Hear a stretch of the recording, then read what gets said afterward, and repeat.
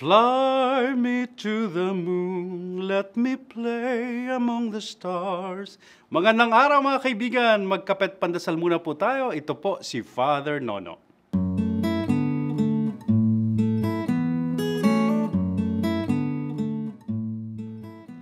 Napapaawit po tayo ng kanta ni Mr. Frank Sinatra dahil sa makalawa po ay lalabas ang New Moon o bagong buwan para sa buwang ito.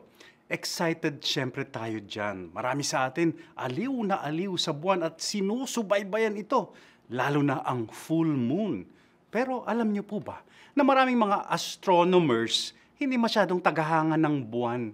Wow! May kaibigan po ako, isang Jesuitang pare at astronomer. Nagtrabaho na sa Vatican Observatory.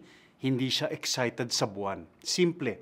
Dahil kapag lumalabas daw ang buwan at maliwanag ito, hindi mo raw makikita ang mga bituin. Ang milyon-milyong bituin. Kumbaga, when the moon is out, you won't be able to see the stars clearly.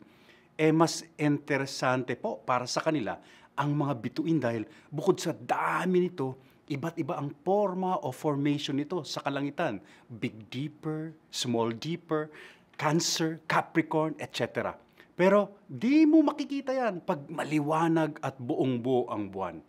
Naisip ko tuloy, parang life lang. Mahilig tayo sa mga bida. Mahilig tayong maglagay ng mga tao sa pedestal na pararangalan at hahangaan natin.